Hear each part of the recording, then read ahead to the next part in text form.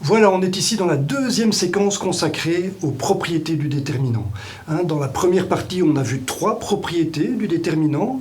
On va donc ici en voir une quatrième propriété qui est sans doute encore plus importante que les 3 autres, puisqu'elles vont te conduire à une technique de simplification du calcul des déterminants. Et calculer un déterminant, ça demande du travail, donc une technique de simplification sera bien sûr tout à fait bienvenue. Alors, le travail lié au déterminant, il est illustré ici avec toutes ces poupées russes. Rappelle-toi, pour calculer un déterminant 4 x 4, représenté par la grande poupée qui est là, il faut d'abord calculer 4 déterminants d'ordre 3. Ce sont les 4 poupées qui sont ici. Et chacun de ces 4 déterminants d'ordre 3 demande le calcul de 3 déterminants d'ordre 2. Et on se retrouve comme ça à devoir calculer 12 déterminants d'ordre 2. Et chacun de ces déterminants d'ordre 2 demande le calcul de 2 produits à combiner au travers d'une soustraction. On arrive donc ici à 24 produits à calculer. Ce sont les 24 produits de 4 éléments de la matrice, choisis dans des colonnes et des lignes différentes, toutes les combinaisons possibles. C'est bien ça le déterminant, ça demande du travail de calcul, beaucoup de probabilité de se tromper, c'est donc embêtant, c'est assez ingrat. Le calcul des déterminants n'est pas quelque chose de drôle, et donc une technique de simplification sera bien sûr tout à fait bienvenue. Donc voilà, quelle est la propriété qui va nous amener à cette technique de simplification? C'est la propriété qu'on appelle donc la linéarité du déterminant en une ligne ou une colonne de ce déterminant. Pour le moment, ça ne veut pas dire grand-chose pour toi, c'est précisément pour ça que je suis là, c'est pour t'expliquer cette propriété. Pour ça, je repars ici d'une matrice 3 x 3. Voilà, je pourrais forcément, tu le verras, je généraliserai les résultats à des matrices carrées de dimension supérieure, tu verras ça, ce sera assez immédiat. Donc voilà, cette matrice, je peux toujours la voir au travers de ces vecteurs colonnes, et on sait que le déterminant de cette matrice est donné par le produit mixte de ces 3 vecteurs, c'est-à-dire qu'il est égal au volume du parallélépipède construit sur les 3 vecteurs U, V et W. Ça, tu le connais bien, on l'a déjà vu un certain nombre de fois. Voilà. Donc, on va maintenant transformer cette matrice. Cette matrice de départ ici, je vais la transformer tout simplement en multipliant les éléments de sa première colonne ici par un facteur. Je vais prendre le facteur 2 pour commencer, c'est facile, c'est simple. Voilà, je vais donc passer de la matrice A à la matrice A', après multiplication donc des éléments de sa première colonne par 2. Donc voilà, qu'est-ce que j'ai fait là? J'ai transformé le vecteur U en le vecteur 2U. Si je représente ici les vecteurs colonnes de cette matrice, je vais retrouver VW, je n'y ai pas changé, ces 2 colonnes-là, je n'y ai pas touché. Ici, je retrouve bien sûr le vecteur 2U, puisque toutes les composantes du vecteur ont été multipliées par 2. C'est très simple. Donc le déterminant de cette matrice A', ça va être forcément, par définition, le produit mixte du vecteur 2U avec V et W. Donc je peux écrire tout de suite ce produit mixte, voilà, c'est le déterminant de A'.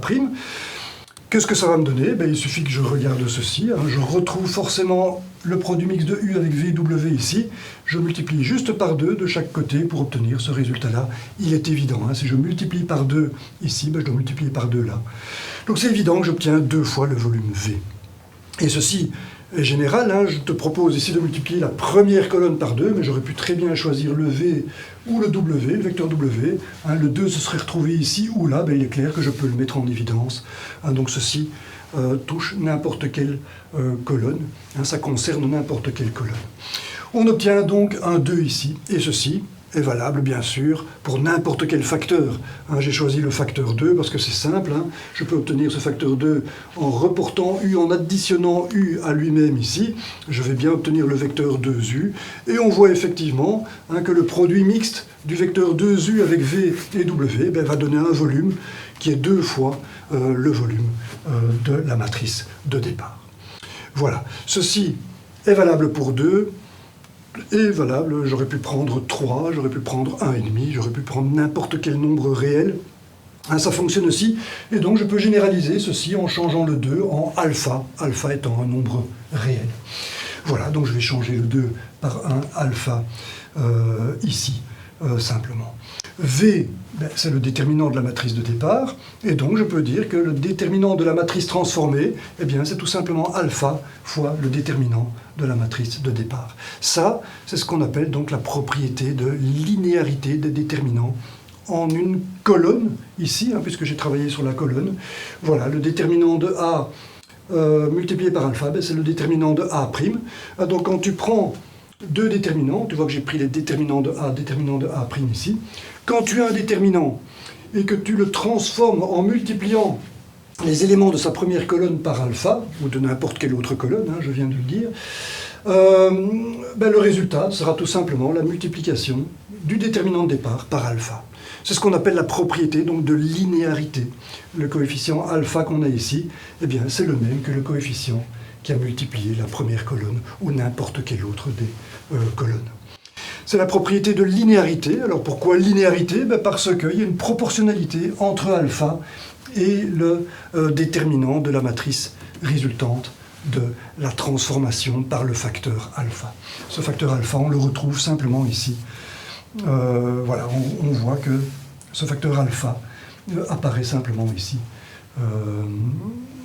à la première puissance, hein, c'est-à-dire qu'on a bien une loi linéaire. Voilà, c'est pour ça que les mathématiciens parlent de linéarité du déterminant en une colonne ou une ligne, hein, comme on le verra aussi, ceci est valable pour les lignes. Voilà, alors pour te montrer qu'il est valable pour les lignes, je vais d'abord passer par la formulation mathématique ici du déterminant, formulation générale, qui permet de démontrer cette propriété de linéarité très facilement. Effectivement, voici la formulation générale du déterminant. Je peux le développer forcément au travers de sa première colonne ici. Je vais donc sommer sur les i. Je vais sommer sur i, sur les lignes. Hein. Je vais sommer donc sur les i, le premier indice, j valant 1. Hein, donc c'est ce que je vais faire. Je vais choisir de sommer sur les i, j valant 1. J'ai donc la somme des a, i1, c, i1, hein, les cofacteurs ici, hein, qui sont donc les petits déterminants d'ordre 2. Voilà, ça c'est pour la matrice A, c'est le déterminant de la matrice A de départ. Et pour la matrice transformée, j'ai un déterminant, donc de A', qui lui se fait bien sûr avec les alpha A. La première colonne est faite des éléments alpha A1i, alpha I1, pardon, hein, I valant passant de 1 à 3, en passant par 2 bien sûr, c'est ce qui est écrit ici. Voilà, alors les alphas ici, ben, ils sont communs forcément à tous les termes de cette somme, je peux donc le mettre en évidence. Le voilà, hein, ici, et ce qui me reste ici, ben, c'est forcément le déterminant de A. Et donc cette propriété ici est évidente, hein, j'ai bien que déterminant de A', c'est alpha fois le déterminant de A. Et bien sûr, j'ai fait ça pour une matrice d'ordre 3, mais tu vois qu'au départ, j'avais écrit ça pour n'importe quel ordre. Tu te rends bien compte que changer le 3 ici en grand N ne change absolument rien à cette démonstration. Ceci est tout à fait général. Cette propriété de linéarité d'un déterminant par rapport à une de ces lignes ou une de ces colonnes est tout à fait générale. Alors je parlais justement de lignes maintenant, ben on peut voir effectivement, hein, c'est tout à fait la même chose pour les lignes. Si je multiplie une ligne par le coefficient alpha, ben je peux te faire la même démonstration ici. Plutôt que de développer le déterminant par rapport à sa colonne, eh bien je vais le développer par rapport à sa ligne, sa première ligne. Et donc maintenant je ne vais plus sommer sur i, mais sur j. Je vais sommer sur l'élément j qui désigne la colonne, en gardant i égale à 1. Puisque c'est la première ligne qui est impliquée ici, eh bien c'est ce que je vais faire. Donc je vais changer, je vais sommer sur j, voilà sur j, i valant 1. J'ai donc bien le déterminant de A ici. Je fais la même chose pour le déterminant de A' en le développant sur sa première ligne plutôt que sa première colonne. Je somme donc sur J avec A1J, C1J. Et bien sûr, tous les éléments de la première ligne sont multipliés par alpha, comme tu peux le voir. Le alpha, ben, je peux forcément le sortir de la somme. Voilà, j'ai ma somme sur J avec le alpha qui est dehors. Et ceci, eh bien, c'est bien le déterminant de A. Je peux donc écrire la même relation.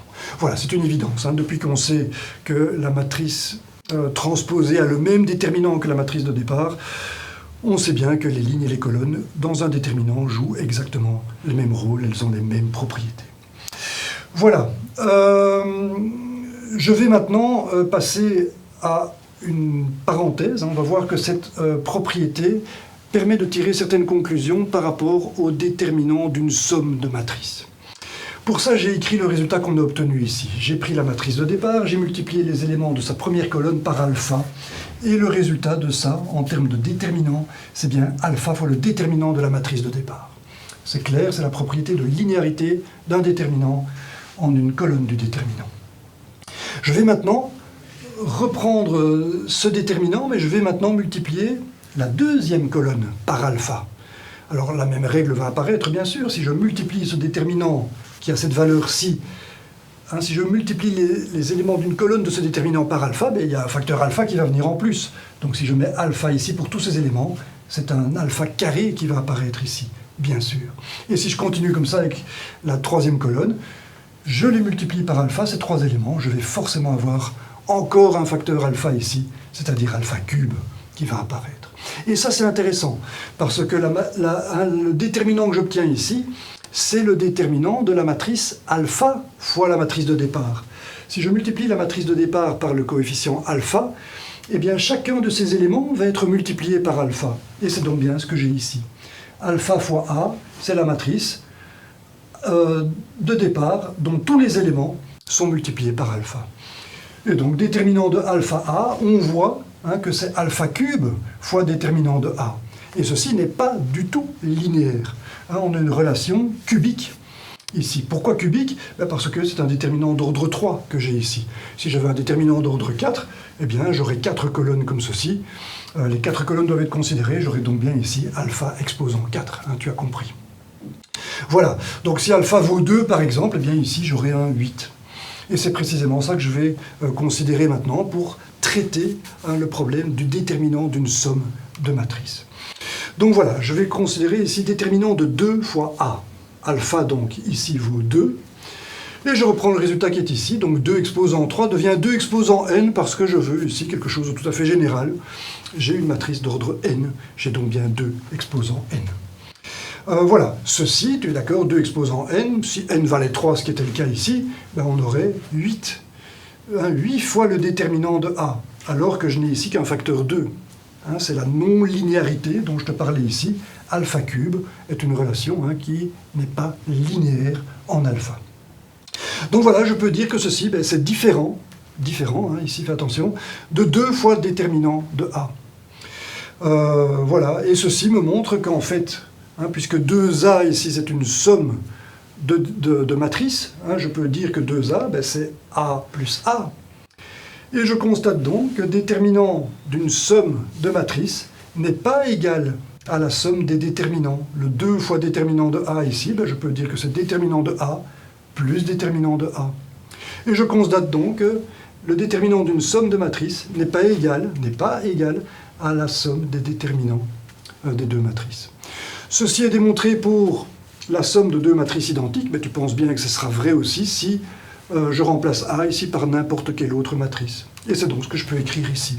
En toute généralité, le déterminant d'une somme de deux matrices A et B n'est pas égal à la somme des déterminants de ces deux matrices. C'est important à savoir parce qu'on aurait souvent tendance à l'écrire. Voilà, on se dit que si on somme deux matrices, le déterminant de la somme, ça va être la somme des deux déterminants. Eh bien, ce n'est pas vrai.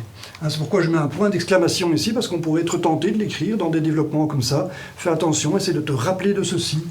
La somme de deux matrices, possède un déterminant qui n'est pas la somme des déterminants des deux matrices considérées. Voilà, c'est forcément important à savoir. Il se pourrait bien sûr, que la somme, que le déterminant de la somme soit égal à la somme des déterminants, mais ce sera uniquement dans des cas bien particuliers. Par exemple ici, je peux prendre un déterminant d'ordre 1, 2 exposant 1, ça fait le 2, donc là je pourrais mettre le signe égal, et on pourrait montrer que ceci est vrai aussi pour un déterminant d'ordre 1. Mais bon, un déterminant d'ordre 1, le déterminant contient un élément, l'élément, c'est la valeur de ce déterminant. Et donc je pourrais écrire ceci avec des nombres. A plus A serait égal à A plus A. C'est tout simplement trivial. Ça n'a pas beaucoup d'intérêt. Mais bref, c'est pour te dire qu'on peut trouver des situations pour lesquelles on peut avoir l'égalité ici, mais c'est exceptionnel. En toute généralité, le déterminant d'une somme de matrices n'est pas égal à la somme des déterminants de ces matrices. Voilà, j'espère que le message est bien passé. On y reviendra dans quelques minutes, ça. Encore, j'insisterai là-dessus.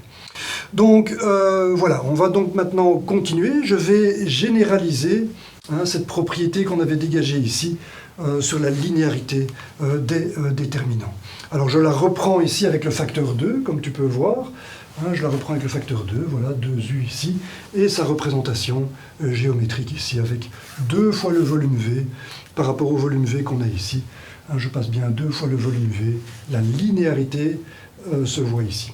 Et je vais réécrire ceci autrement, en disant que 2u ici, c'est u plus u. U plus u, c'est comme ça d'ailleurs que j'avais construit le vecteur 2u au départ, c'était en sommant u avec lui-même que j'avais le vecteur 2u. Alors pourquoi est-ce que je fais ça? Eh bien c'est pour te montrer que cette propriété de linéarité d'un déterminant en ces lignes ou ces colonnes, elle provient tout simplement de la propriété de distributivité du produit scalaire par rapport à la loi d'addition vectorielle. C'est bien ça qu'on a ici. On a un produit scalaire, on a la loi d'addition vectorielle ici, et effectivement il y a distributivité, c'est-à-dire que je peux distribuer le premier U ici sur le produit de V croix W, c'est le premier produit mixte que j'ai ici, et puis je peux distribuer le deuxième U sur la même chose, c'est le même produit mixte que j'ai ici.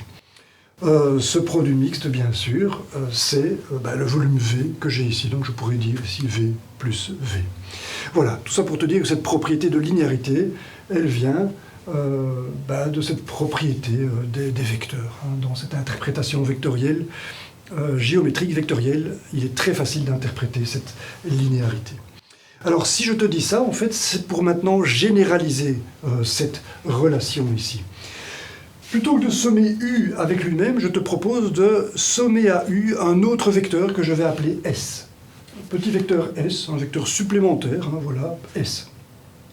Alors tu vois que j'ai dû changer de notation ici, parce que maintenant quand je distribue le U, je vais trouver le volume VU, c'est-à-dire correspondant au vecteur U qui est ici. Donc je vais changer ici, je vais aussi appeler la matrice de départ la matrice AU, la matrice que je construis avec le vecteur U, V et W.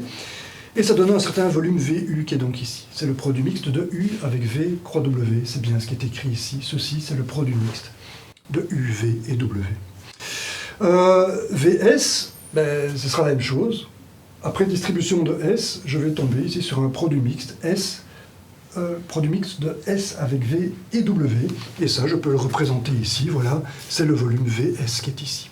VW avec S va bien donner un nouveau volume VS. Voilà, donc je vais changer ici. Ce n'est plus 2U que j'ai là, mais c'est U plus S. Et c'est donc ce que je vais faire avec ici S qui est, dont les composantes ne sont pas les mêmes que U. C'est pourquoi je les appelle A'. 1, ici, A'2, 1, A'3, 1, plutôt que les A qui sont ici. Voilà, je différencie bien ces deux vecteurs. J'ai le vecteur U et j'ai le vecteur S. Qui sont bien là. Ceci, c'est bien le produit mixte de U plus S avec les vecteurs V et W. C'est ce qui est écrit ici. Le résultat, c'est donc bien VU plus VS, comme je l'ai écrit ici. C'est la distributivité du produit scalaire par rapport à la loi d'addition vectorielle que j'ai utilisée ici. Je peux donc l'utiliser ici. Et ça, on va le voir maintenant géométriquement. Ici, je sommais encore U. C'est plus ça que je vais faire. Je veux sommer S ici à la place du U que j'ai mis ici. C'est ce que je vais faire directement. Je vais venir mettre ici ce vecteur S ici au bout du vecteur U. Alors je peux le faire sans problème puisque les vecteurs V et W ici sont les mêmes que ceux-là, c'est-à-dire que la base qui est ici, le parallélogramme que j'ai là, que je retrouve ici, je l'ai aussi ici. Je peux donc venir le déposer ici sans aucun problème. J'ai maintenant le vecteur U plus le vecteur S, qui est donc bien le vecteur U plus S. Alors, voilà, on se retrouve devant une situation un peu étonnante ici, puisque ce produit mixte que j'ai ici, ça va être le volume du parallélépipède que je construis avec ce vecteur U plus S et les vecteurs V et W. Ça va donc être le volume du parallélépipède que je vais construire maintenant. Je vais reprendre V que je retrouve ici, W je retrouve là. Je dois donc juste abaisser ici l'arête. Je reprends le vecteur U plus S ici pour dessiner les autres arêtes. Donc voilà, en principe, le produit mixte devrait donner le volume de ce nouveau parallélépipède que je viens de tracer ici avec les arêtes rouges pointillées. Or, nous, ce qu'on obtient pour VU plus VS, eh bien, c'est la somme de ces deux volumes, hein, qui sont un petit peu de travers, comme ça. Est-ce que la somme de ces deux volumes donne vraiment le volume du parallélépipède que je viens de redessiner ici? La réponse est oui, tu peux t'imaginer, tout ça est très cohérent. Pour montrer que ces volumes sont bien égaux, que VU plus VS c'est bien le volume du parallélépipède là, eh bien tout ce que je vais faire ici, c'est transformer le volume VS ici, le parallélépipède, en faisant glisser sa base dans le plan de cette base, de manière à ne pas modifier la hauteur de ce parallélépipède. Et donc je vais conserver la base en la faisant glisser comme ceci. Je vais conserver la hauteur, base fois hauteur. Ça veut dire que le volume du nouveau parallélépipède que j'ai ici n'est pas modifié, c'est toujours VS. Je fais la même chose pour VU. J'ai ici un nouveau parallélépipède de même volume que VU. Et je vois que je reproduis en VU plus VS, je reproduis bien le produit mixte, le volume du parallélépipède construit sur U plus S, V et W. Tout ça fonctionne bien, je peux vraiment dire que ce résultat-ci est tout à fait cohérent.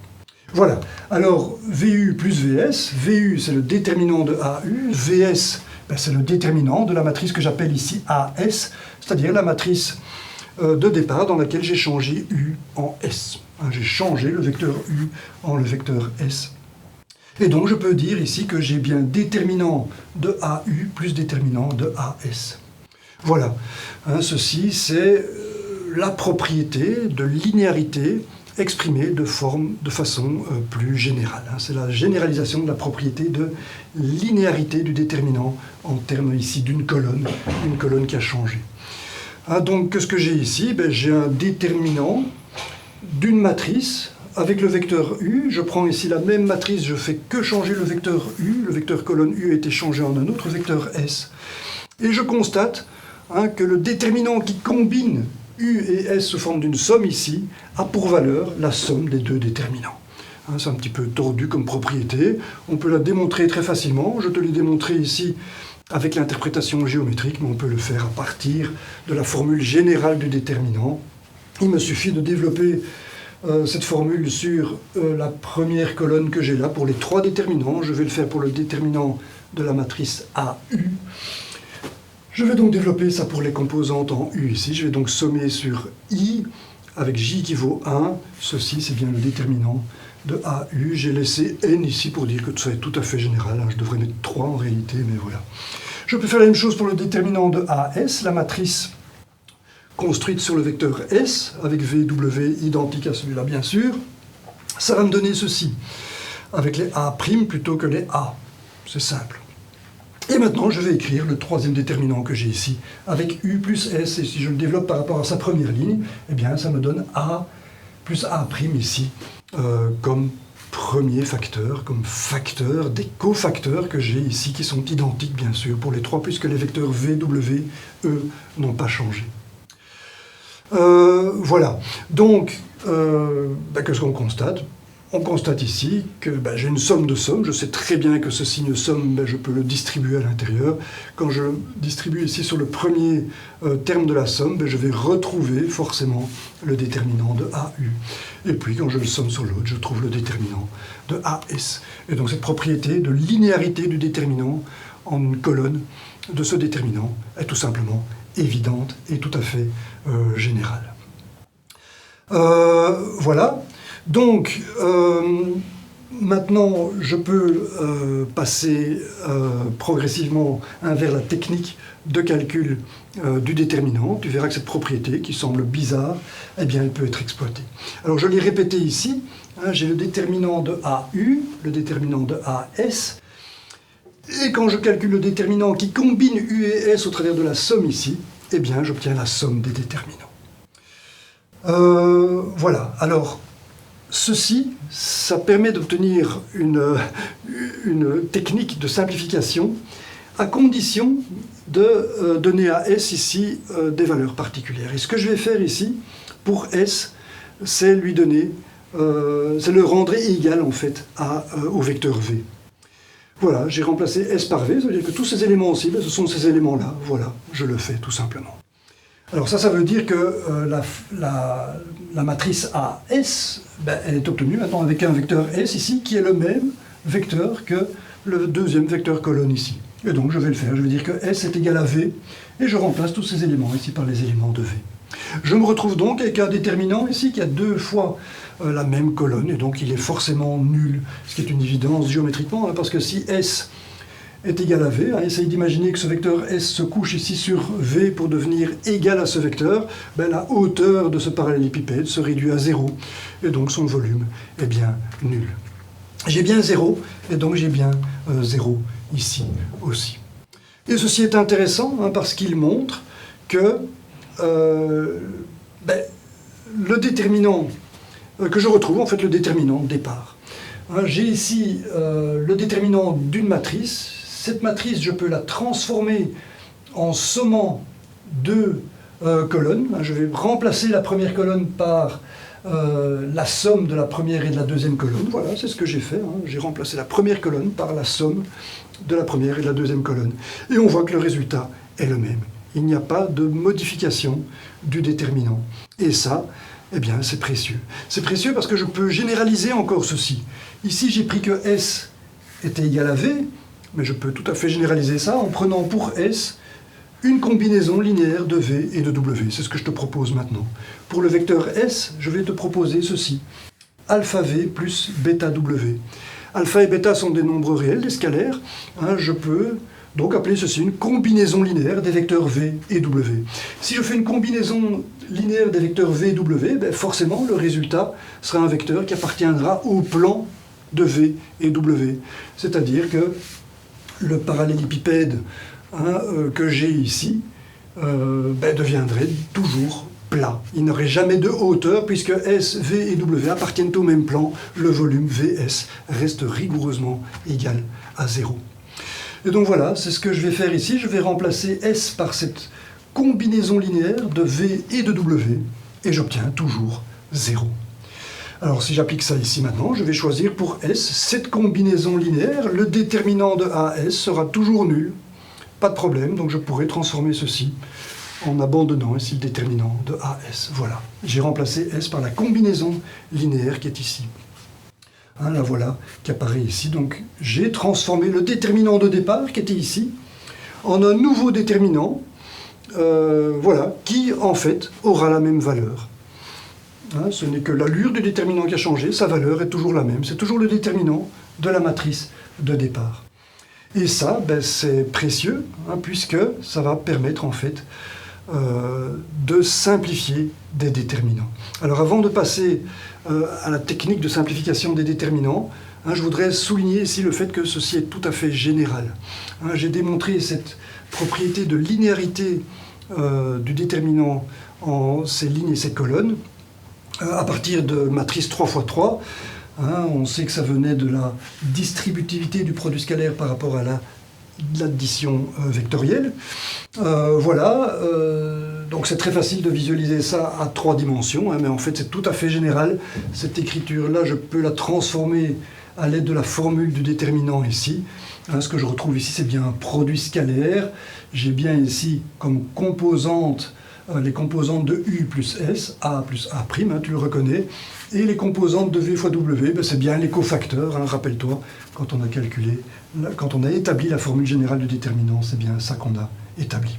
Donc voilà, ceci c'est fait pour N, c'est valable, quelles que soient les dimensions du déterminant sur lequel tu travailles. Ceci étant dit, maintenant on va supposer que tu dois calculer un déterminant. Alors je vais faire ici un exemple simple, je ne vais pas prendre un déterminant 5 x 5 ou 4 x 4. Je continue avec un exemple simple qui ne demande pas tant de travail, mais essaye d'imaginer que ceci est un déterminant 5 x 5 et que tu en aurais pour quelques heures de travail, peut-être pas, mais un bon bout de temps en tout cas, un travail bien ingrat à faire.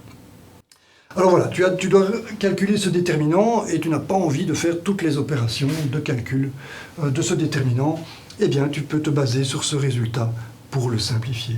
Pourquoi? Parce qu'on va pouvoir rechercher des combinaisons linéaires qui vont permettre ici de simplifier les éléments de ce déterminant-ci, tout en sachant qu'il aura la même valeur que le déterminant de départ. Le déterminant de départ, ici, je vais l'expliciter pour que les choses soient bien claires pour toi. Le voilà le déterminant de départ. Ce déterminant est égal à celui-ci. Hein, ceci signifie que je peux transformer ce déterminant, sans en changer la valeur, à partir de combinaison linéaire. Hein, je peux ajouter à une des colonnes de ce déterminant une combinaison linéaire des autres colonnes. Hein, ceci, c'est le vecteur V, ça c'est le vecteur W, ça correspond à cette colonne-là, cette colonne-là. Si je rajoute à une colonne une combinaison linéaire des autres colonnes, eh bien, je ne modifie pas le déterminant. Or, ceci, ça peut conduire à des simplifications. Hein, donc voilà comment tu vas faire en pratique pour ces simplifications. Déjà, tu ne vas pas parler de vecteurs, colonnes et tout ça, c'est pas nécessaire. Tu vas parler de colonnes, tout simplement. Donc voilà la colonne 1, la colonne 2, la colonne 3. Voilà les composantes, hein, les éléments de ces colonnes. Et tu vas dire que voilà, je peux changer la première colonne, je peux transformer la première colonne en lui ajoutant une combinaison linéaire des autres colonnes. Donc plutôt que de mettre les vecteurs ici, tu vas aussi parler en termes de colonnes. Et tu vas dire que tu as une nouvelle colonne, c'est un prime, une nouvelle colonne qui résulte de la première colonne à laquelle tu as ajouté une combinaison linéaire des deux autres colonnes C2 et C3. C2 et C3. Tu pars de là, tu crées une combinaison linéaire de C2 et C3, alpha C2 plus bêta C3, et tu la retrouves ici forcément au niveau des éléments de la colonne, de la première colonne. Cette première colonne a été donc modifiée, et l'idée c'est de trouver les combinaisons linéaires ici qui te permettent d'obtenir une simplification du calcul. Alors une simplification, ça veut dire la recherche de zéros. Si tu obtiens des zéros ici, tu auras forcément beaucoup moins de travail pour calculer ce déterminant. Et c'est ce qu'on va donc faire ici. Quand je regarde ce déterminant, je vois effectivement que je peux faire ici des additions, notamment de lignes, puisque je vois ici moins 4, moins 7, plus 4, plus 7. Eh bien, je vois que si je prends cette première ligne et que si je lui additionne la dernière ligne, L1 ici, donc à la place des C, ce sont des L ici. J'ai pris une ligne expressément pour bien insister sur le fait qu'il y ait équivalence. Tout ce que j'ai fait sur les colonnes ici, je pourrais le faire sur les lignes, et c'est donc ce que je fais ici. Je vais donc prendre la ligne L1 ici, et je vais la transformer exactement comme la première colonne ici a changé. Et ici, je vais faire une combinaison linéaire toute simple qui revient juste à additionner la colonne, la ligne 3. Donc c'est comme si alpha valait 0 et que bêta valait 1, et que je travaille avec des lignes plutôt que les colonnes. Voilà, c'est ce que je vais faire. Je vais dire que L1' vaut L1 plus L3. Et je sais que cette opération ne modifie pas la valeur de mon déterminant. Et donc je pourrais écrire le résultat ici, tout en sachant que c'est bien égal.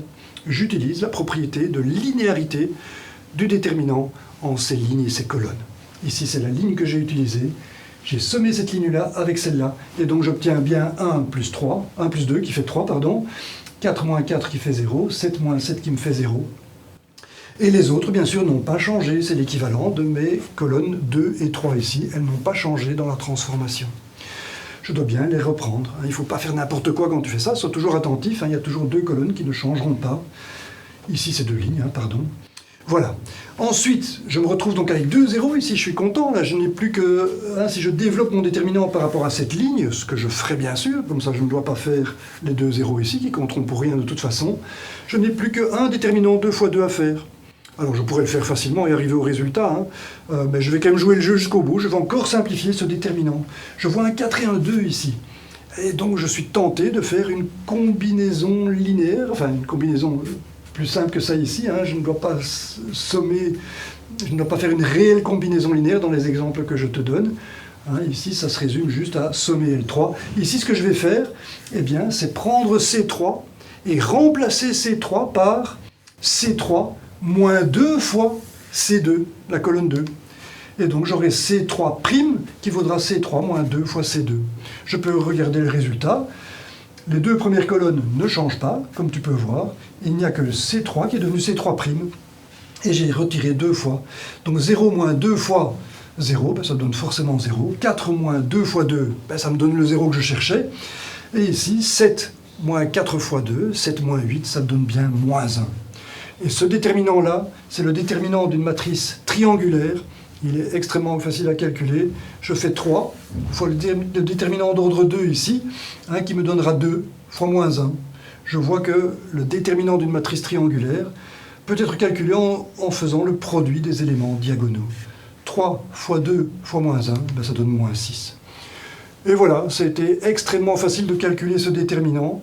En faisant deux petites opérations, j'y suis arrivé. Et ça, c'est formidable. Hein, tu n'as pas besoin de passer beaucoup de temps. Hein, si tu fais preuve d'astuce et que tu trouves ces combinaisons de transformation des déterminants, eh bien, tu arriveras très facilement à calculer des déterminants qui peuvent parfois être impressionnants par leur taille. Voilà, c'est ici que se termine cette séquence. Merci pour ton attention et à très bientôt.